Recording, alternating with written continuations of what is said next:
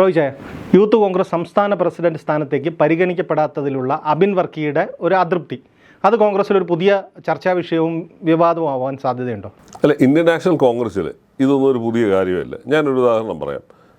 ഈ 2014 ആണെന്ന് തോന്നുന്നു, VM സുധീരനെ KPCCയുടെ പ്രസിഡൻ്റാക്കുന്ന സമയത്ത് രാഹുൽ ഗാന്ധിയുടെ മുൻപിലുണ്ടായിരുന്ന ഏറ്റവും പ്രത്യേകിച്ചുള്ള പേര് VD സതീശൻ്റെ ആയിരുന്നു. VD സതീശനെയാണ് അന്ന് ഈ സ്ഥാനത്തേക്ക് രാഹുൽ ഗാന്ധി നിയമിക്കാൻ തീരുമാനിക്കുകയൊക്കെ ചെയ്ത്. പക്ഷേ കേരളത്തിൽ നിന്നുള്ള AK ആൻ്റണിയുടെയും മറ്റും സമ്മർദ്ദം കൊണ്ട് VD സതീശൻ്റെ പേര് ഒഴിവാക്കി VM സുധീരനെ വെക്കുകയായിരുന്നു. അതുപോലെ തന്നെയാണ് കർണാടകത്തിൽ കഴിഞ്ഞ തെരഞ്ഞെടുപ്പ് നിയമസഭാ തെരഞ്ഞെടുപ്പ് കഴിച്ചപ്പോൾ എല്ലാവരും പ്രതീക്ഷിച്ചിരുന്നത് DK ശിവകുമാർ മുഖ്യമന്ത്രിയാകുമെന്നായിരുന്നു. പക്ഷേ പാർട്ടി തീരുമാനിച്ചത് സിദ്ധരാമയ്യയാണ്. അപ്പോൾ കോൺഗ്രസ്സിൽ ഇതൊക്കെ ഒരു പുതിയ കാര്യമൊന്നുമല്ല. ആരെ വേണേലും എപ്പോൾ വേണേലും ആക്കാവുന്നൊരു സ്ഥിതിയുണ്ട്. ഇപ്പോൾ തന്നെ പിന്നെ സണ്ണി ജോസഫിൻ്റെ പേരിന് മുമ്പേ വളരെ സജീവമായി കേട്ടിരുന്ന പേരായിരുന്നല്ലോ ആൻ്റോ ആൻ്റണിയുടെ പേര്. ആൻ്റോ ആൻ്റണിയുടെ പേര് ഒഴിവാക്കിയിട്ട് വന്നു. അപ്പം ഇതൊന്നും ഒരു പുതുമയുള്ള കാര്യമൊന്നുമല്ല. അപ്പം അബിൻ വർക്കിയുടെ ഒരു സാധാരണഗതിയിൽ അബിൻ വർക്കിക്കായിരുന്നു ഒരു സ്ഥാനം കിട്ടുമെന്ന് പ്രതീക്ഷിച്ചിരുന്നത്. കാരണം യൂത്ത് കോൺഗ്രസിൻ്റെ പിന്നെ തെരഞ്ഞെടുപ്പ് മാനുവലൊക്കെ അനുസരിച്ച് ഏറ്റവും കൂടുതൽ വോട്ട് വാങ്ങുന്ന ആൾ പ്രസിഡൻ്റ് ആവുകയും തൊട്ടു പിന്നാലെയുള്ള ആൾ ഒന്നാമത്തെ വൈസ് പ്രസിഡൻ്റ് ആവുകയും ചെയ്യുന്ന ഒരു പ്രവണതയാണ്. അതുപോലെ തന്നെ പ്രസിഡന്റ് സ്ഥാനം ഒഴിവാകേണ്ട സ്ഥിതി വരുമ്പോൾ ഒന്നാമത്തെ വൈസ് പ്രസിഡന്റ് ആളിനെ ചാർജ് കൊടുക്കുന്നതാണ് ഒരു സാമാന്യ മര്യാദയും. അതായിരുന്നു പിന്തുടർന്ന് പോരേണ്ട ഒരു നിയമവ്യവസ്ഥ. പക്ഷേ അതുണ്ടായില്ല. അപ്പോൾ അവർ വേറെ മറ്റു പല കാര്യങ്ങളും പരിഗണിച്ചു. ഗ്രൂപ്പില്ല എന്ന് പറയുമ്പോൾ പോലും ഗ്രൂപ്പിൻ്റെ ഒരു അതിപ്രസരം കാണാനുണ്ട്. അങ്ങനെ അതിൻ്റെ ഭാഗമായിട്ട് വന്ന ഒരാളാണ് ഈ OJ ജനീഷ്. പക്ഷേ അതിനിടയിൽ പറയുന്ന ഒരു ന്യായം എന്ന് പറയുന്നത്, പുറത്ത് പറയുന്നില്ലെങ്കിലും അകത്തും പുറത്തും ഒക്കെ തന്നെ രഹസ്യമായും പരസ്യമായും പറയുന്ന ന്യായം, കേരളത്തിലെ KPCCയുടെ പ്രസിഡന്റ് ഒരു ക്രിസ്ത്യാനിയാണ്, KSUവിൻ്റെ പ്രസിഡന്റ് ഒരു ക്രിസ്ത്യാനിയാണ്. അപ്പോൾ ഇനിയും എല്ലാ സ്ഥാനങ്ങളും ക്രിസ്ത്യാനികളുടെ പേരിലായി പോയി എന്നുള്ള ആരോപണം വരാതിരിക്കാൻ വേണ്ടിയാണ് ഇങ്ങനെ വെച്ചു എന്ന് പറയുന്നത്. അതെന്ത് ന്യായമായാലും അതൊരു ന്യായമാണെന്ന് കരുതാൻ പറ്റുന്നത്. കാരണം ഒരു മതേതര പാർട്ടിക്കകത്ത് ഈ ആരെ വെക്കുന്നതിനകത്ത് ആര് ചോദിക്കാനാണ്? അതൊക്കെ ഒരു പക്ഷേ ഓരോരുത്തരെ ഒഴിവാക്കാൻ വേണ്ടി പറയുന്ന തൊടുന്യായങ്ങൾ മാത്രമേ ഉള്ളൂ. കേരളത്തിലെ പിന്നെ മന്ത്രിസഭയിൽ 10 നായന്മാരുണ്ട്. ആരാ ചോദിക്കുന്നത്? അതിനു മുമ്പ് ഉണ്ടായിരുന്ന മന്ത്രിസഭയിൽ 4 CPIക്കകത്തു നിന്ന് 4 പേരും ഈഴവ സമുദായത്തിൽ. ആരെങ്കിലും ചോദിച്ചോ? അതൊന്നും കേരളം പോലും സ്ഥലത്തൊന്നും അതൊന്നും ഒരു പരിഗണനാ വിഷയം പോലുമല്ല. അതൊന്നും പറയുന്നതിനകത്തൊരു അർത്ഥവുമില്ല. അപ്പം ഓരോരുത്തരെ ഒഴിവാക്കാൻ വേണ്ടി ഓരോ ന്യായങ്ങൾ പറയുന്നു എന്നുള്ളതല്ലാതെ മറ്റൊന്നുമില്ല. പിന്നെ പാർട്ടിയുടെ തീരുമാനം അനുസരിക്കാൻ ബാധ്യസ്ഥരാണ് ആരായാലും.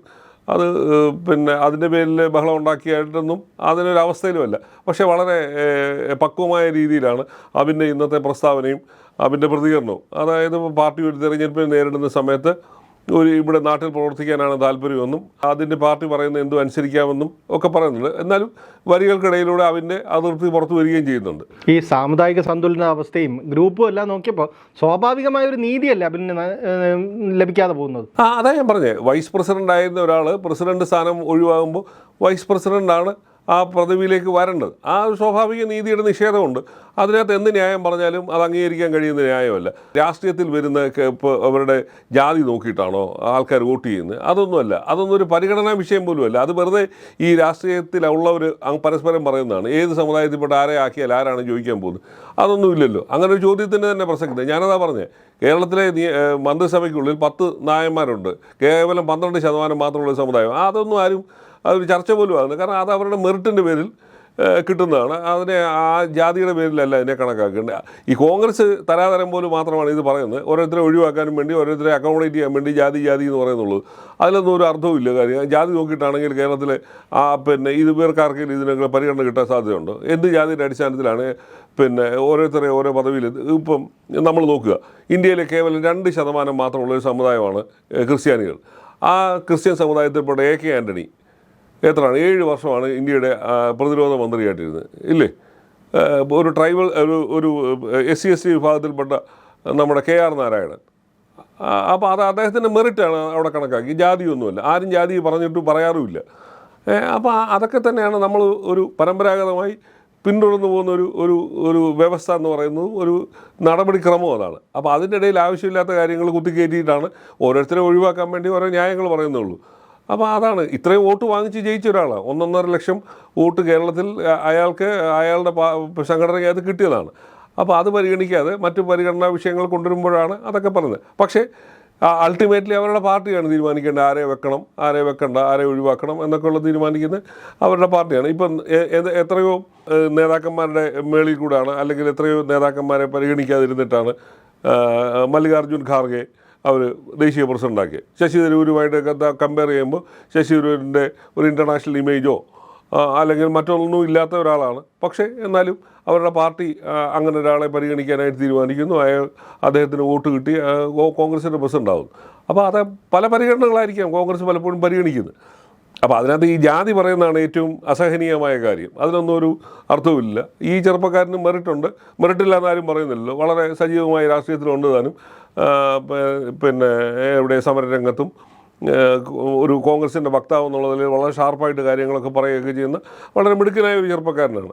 ഒരു പക്ഷെങ്കിൽ ഈ യൂത്ത് കോൺഗ്രസ് പ്രസിഡന്റ് സ്ഥാനം കിട്ടിയില്ല എന്നുകൊണ്ട് അയാളുടെ രാഷ്ട്രീയ ജീവിതമൊന്നും അവസാനിക്കാനൊന്നും പോകുന്നില്ല. പല സാഹചര്യങ്ങളിലൂടെ ആയിരിക്കുമല്ലോ ഓരോരുത്തർ കടന്നു പോകുന്നത്. ഇപ്പം ഉദാഹരണത്തിന് രാജ്മോഹൻ ഉണ്ണിത്താൻ എത്രയോ നാളിന് ശേഷമാണ് 62 വയസ്സായപ്പോഴാണ് ആദ്യമായിട്ടൊരു സ്ഥാനത്തേക്ക് സജീവമായി പരിഗണിക്കുക, പാർലമെൻറ്റിലേക്ക് മത്സരിക്കാൻ ചാൻസ് കിട്ടുകയും അത് 2 തവണ ജയിക്കുകയും ചെയ്തു. അപ്പം ഓരോ പാർട്ടിക്കകത്തും അവരെ ഓരോ പരിഗണനകൾ അനുസരിച്ചായിരിക്കും ഓരോരുത്തർക്ക് സ്ഥാനവും ഇതൊക്കെ കിട്ടുന്നത്. ഇപ്പോൾ തന്നെ പലപ്പോഴും ഈ വി.ഡി. സതീശൻ പറയാറുണ്ട്, KSU പ്രസിഡന്റ് സ്ഥാനം മുതൽ KPCC പ്രസിഡന്റ് വരെ പലപ്പോഴും അദ്ദേഹത്തിൻ്റെ പേര് പരിഗണിക്കുകയും നിർദാക്ഷിണ്യം തള്ളിക്കളയുകയും ചെയ്തിട്ടുണ്ട്. പക്ഷേ എന്താണ് അവസാനം ഈ കേരളത്തിലെ പ്രതിപക്ഷ നേതാവ് എന്നുള്ള പദവിയിൽ 5 വർഷം ആയിട്ട് തുടരുകയാണ്. അപ്പോൾ അതൊക്കെയാണ് ഓരോ രാഷ്ട്രീയ പാർട്ടി ഓരോരുത്തരെ പരിഗണിക്കുന്ന ഏത് സമയത്താണെന്നോ അതിൻ്റെ മാനദണ്ഡങ്ങൾ എന്താണെന്ന് അറിയില്ല. നമ്മുടെ മുഖ്യമന്ത്രി ആയിരുന്ന VS അച്യുതാനന്ദൻ 86-ാമത്തെ വയസ്സിലാണ് അദ്ദേഹം കേരളത്തിൻ്റെ മുഖ്യമന്ത്രിയായത്, ഇല്ലേ? അതിലൊക്കെ എത്രയോ മുമ്പേ ആവേണ്ട ഒരാളായിരുന്നു. പല കാരണങ്ങൾ കൊണ്ട് തന്നെ പേര് വെട്ടിപ്പോവുകയും പല കാരണങ്ങൾ കൊണ്ട് തന്നെ ആ സ്ഥാനത്ത് എത്താതെ പോവുകയൊക്കെ ചെയ്ത ഒരാളാണ്. അതുപോലെ തന്നെ പിണറായി വിജയൻ, അദ്ദേഹവും അത് തന്നെ ഈ വളരെ ദീർഘമായ പാരമ്പര്യമുണ്ട്. പലതവണ MLA ആവുകയൊക്കെ ചെയ്ത ഒരാളിന് 2016 അങ്ങനെ ഒരു അവസരം അവരുടെ പാർട്ടി കൊടുത്തത്. അപ്പോൾ അതാണ് ഓരോരുത്തരും പ്രതിദാനം ചെയ്യുന്ന രാഷ്ട്രീയ പാർട്ടിയാണ് അതിനൊക്കെയുള്ള അവരെ ആ സ്ഥാനത്തേക്ക് എത്തിക്കുന്നത്. അപ്പോൾ അത് ക്ഷമയോടുകൂടി കാത്തിരിക്കുന്നവർക്കാണ് അതിൻ്റെ ഗുണവും ഉണ്ടാവുകയൊക്കെ ചെയ്യുന്നത്. ഗ്രൂപ്പ് രാഷ്ട്രീയമൊക്കെ കളിച്ച് തൽക്കാലം മീഡിയയുടെ മുമ്പിൽ വന്നിരുന്ന് പാർട്ടിയൊക്കെ ചീത്ത വിളിച്ചിട്ട് പോയാൽ ഒരു പക്ഷേ എങ്ങും എത്താതെയും പോകും. അതും നമ്മൾ കാണാറുണ്ട്. കാരണം ഇത്തരത്തിൽ പിന്നെ അവസരങ്ങൾ കിട്ടാതെ പോകുമ്പോൾ പൊട്ടിത്തെറിക്കുകയൊക്കെ ചെയ്തവരെ പിന്നെ ഈ പ്രദേശത്തങ്ങ് കാണാതെ പോയിട്ടുണ്ട്, ഇല്ലേ? അതൊക്കെ ഓരോരുത്തരുടെ സാഹചര്യങ്ങളും. രാഷ്ട്രീയം എന്ന് പറയുന്ന ഒരു ലോങ് ടൈം ഗെയിമാണ്.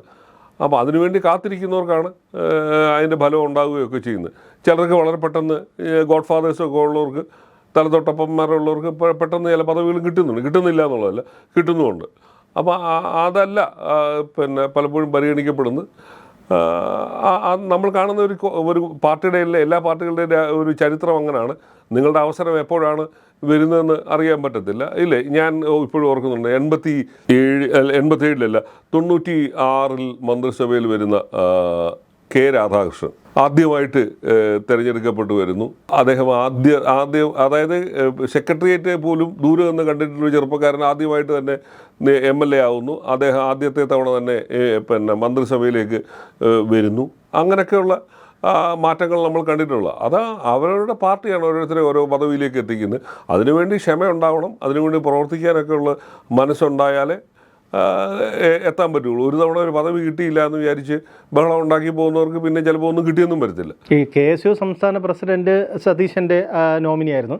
ഇപ്പോൾ യൂത്ത് കോൺഗ്രസും മൊത്തത്തിൽ കോൺഗ്രസിനകത്ത് സതീശൻ ഒരു ശക്തി കേന്ദ്രമായി മാറുകയാണ്. അല്ല, ഈ പദവി എനിക്ക് തോന്നുന്നത് സതീശൻ്റെ ആളാണെന്ന് തോന്നുന്നില്ല. ഇത് KC വേണുഗോപാലിനോട് വിധേയത്വം ഉള്ള 2 പേരാണ്, ഈ ബിനു ചുള്ളിയിലായാലും OJ ജനീഷും എന്ന് പറയുന്നത്. പിന്നെ സതീശൻ്റെ പേരും കേൾക്കുന്നുണ്ട്. അതൊരു സ്വാഭാവികമായൊരു പരിണാമമല്ലേ? ഒരു പാർട്ടി പ്രതിപക്ഷ നേതാവായിട്ട് ഇരിക്കുന്ന ഒരാൾ പാർട്ടിക്കകത്ത് പിടിമുറുക്കുക. K. കരുണാകരൻ അങ്ങനെയല്ലേ? കേരളത്തിൽ പ്രതിപക്ഷ നേതാവായിരുന്ന സമയത്താണ് അദ്ദേഹം പാർട്ടിക്കകത്ത് പിടിമുറുക്കുകയും ഒക്കെ ചെയ്ത്. അതൊരു സ്വാഭാവിക പരിണാമമാണ്. നാച്ചുറലി കോൺഗ്രസ് പോലൊരു പാർട്ടിക്കകത്ത്, പാർലമെൻ്ററി പാർട്ടിക്കാരുടെ തലവിലിനകത്ത് ഇരിക്കുന്ന ഈ KPCC പ്രസിഡന്റ് പൊതുവേ ഒരു സംഘടനാ കാര്യങ്ങളിൽ നിൽക്കുമ്പോൾ സംഘടനയ്ക്കകത്തേക്ക് എല്ലാ തരത്തിലും കൈ കടത്താൻ സാഹചര്യം കിട്ടുന്ന ഒരാളാണ് ഈ പ്രതിപക്ഷ നേതാവായിട്ട് വരുന്നത്. സതീശന് അതിനുള്ള സാധ്യതകൾ സതീശനാരെ അതൊരു നാച്ചുറൽ പ്രോസസ്സാണ്. എല്ലാ രാഷ്ട്രീയക്കാരും കൈ കിട്ടുന്ന സാധനങ്ങളൊക്കെ അവരുടെ വേണ്ടപ്പെട്ടവരെയൊക്കെ പദവിയിലെത്തിക്കാൻ ശ്രമിക്കും. സതീശന് ശ്രമിക്കുന്നുണ്ടാവും. സതീശൻ അത് ശ്രമിക്കുന്നതിൽ പിന്നെ ശ്രമിക്കാതിരിക്കുന്നില്ല എന്നുള്ള പറയാൻ പറ്റില്ല. സതീശൻ ശ്രമിക്കുന്നുണ്ടാവും. കാരണം അവരവരുടെ ആളിനെ യഥാർത്ഥ സ്ഥാനങ്ങളിൽ പ്രതീക്ഷിക്കുക എന്നുള്ളതാണല്ലോ ഉദ്ദേശം. ഗ്രൂപ്പില്ല എന്ന് പറയുമ്പോഴും ഗ്രൂപ്പിൻ്റെ കളികളിലാണ് ഇവരെല്ലാവരും കോൺസെൻട്രേറ്റ് ചെയ്തത്. കോൺഗ്രസിൻ്റെ സ്വഭാവം അതാണ്. അപ്പോൾ അതിനൊന്നും ഇല്ലാതെ ഗ്രൂപ്പില്ലാത്ത ഒരവസ്ഥയെക്കുറിച്ച് അവർക്ക് ആർക്കും ആലോചിക്കാൻ പറ്റില്ല. പിന്നെ പ്രകടമായിട്ട് ഗ്രൂപ്പിസം പണ്ടത്തെ കൂട്ട് ആൻ്റണിയുടെയും ഉമ്മൻചാണ്ടിയുടെയും കരുണാകരൻ്റെയും കാലത്തുണ്ടായിരുന്ന പോലെ ഗ്രൂപ്പിസം ഇല്ല എന്നുള്ളത് ഒരു ആശ്വാസകരമായ സാധനം. അല്ലെങ്കിൽ ഇപ്പോൾ ഇന്ന് അടിപൊട്ടിയനെ വരുന്നതിന് ഈ പ്രസ്താവന വരുന്ന സമയത്ത് തന്നെ കടന്നൽ കൂട്ടി കല്ലെറിഞ്ഞ പോലെ തന്നെ കോൺഗ്രസ്സുകാർ യൂത്ത് കോൺഗ്രസ്സുകാരൊക്കെ റോഡിലിറങ്ങി സോണിയാഗാന്ധി മുതൽ താഴോട്ടുള്ളവരുടെ എല്ലാം തന്തയ്ക്കും തള്ളയ്ക്കും വിളിക്കുന്നത് നമ്മൾ കേൾക്കേണ്ടി വരുമായിരുന്നു. അതുണ്ടായില്ല. അത് ഒരു പോസിറ്റീവായ സൈനാണ്. കാരണം 10 വർഷമായിട്ട് പട്ടിണിയിലാണ്. അപ്പോൾ അതുകൊണ്ട് തന്നെ ഇനിയൊരു 5 കൊല്ലം കൂടെ പട്ടിണി ഇരിക്കുക എന്ന് പറയുന്നത് കോൺഗ്രസ്സുകാർക്ക് ആലോചിക്കാൻ പറ്റില്ല. അതുകൊണ്ടാണ് ഈ ശാന്തത, അതൊരു പൊട്ടിത്തെറിക്കലിന് മുമ്പുള്ള ശാന്തതയാവാം. പക്ഷേ ഏതായാലും ഇനിയൊരു പെട്ടെന്നൊരു കലാപം ഉണ്ടാക്കി സാധ്യതകളെ അട്ടിമറിക്കാൻ ആരും തയ്യാറ്. കാരണം നേതാക്കൾ പലരും ഈ മുഖ്യമന്ത്രി കസേരയെ ലക്ഷ്യമിട്ടിരിക്കുന്ന ഒരുപാട് പേരുണ്ടല്ലോ. അപ്പോൾ അതുകൊണ്ട് തന്നെ അങ്ങനെ ഒരു കലാപം ഉണ്ടാക്കി സാധ്യതകളെ കപ്പലിനകത്ത് വെള്ളം കയറ്റാൻ അവരാരും തയ്യാറാവത്തില്ല. പിന്നെ ഇപ്പോൾ അബിൻ വർക്കിയെ പോലൊരാൾക്ക് കേരളത്തിലൊരു അസ്വസ്ഥത സൃഷ്ടിക്കാനുള്ള ശേഷിയുമില്ല, അതിനുള്ള സാധ്യതകളുമില്ല. കാരണം അതിനകത്ത് പലരും തയ്യാറാവണ്ടേ. ഗ്രൂപ്പിസം കളിച്ച് പുറത്ത് ചാടാൻ ആരും തയ്യാറല്ല. അപ്പോൾ അതുകൊണ്ട് തന്നെ ഈ അതിർത്തിയൊക്കെ ഇവിടെ തന്നെ ഒതുങ്ങി ഒരു ദിവസത്തെ കാര്യം മാത്രമേ ഉള്ളൂ. അതിവിടെ തന്നെ ഒതുങ്ങാൻ തയ്യാറാണ്. കാരണം അയാൾ തന്നെ പാർട്ടിക്ക് പുറത്തേക്ക് ചാടുന്നോ വളയമില്ലാതെ ചാടാനോ തയ്യാറല്ല എന്നുള്ളത് ആ മട്ടിലാണ് ഇന്നത്തെ മാധ്യമങ്ങളോട് സംസാരിക്കുകയൊക്കെ ചെയ്തത്. അപ്പോൾ അതുകൊണ്ട് തന്നെ ഒരു പൊട്ടിത്തെറിയൊന്നും ഉണ്ടാകാനുള്ള ഒരു സാധ്യതയില്ല. കിട്ടിയത് വാങ്ങിച്ചുകൊണ്ട് ഇരിക്കാനേ നിവൃത്തിയുള്ളൂ.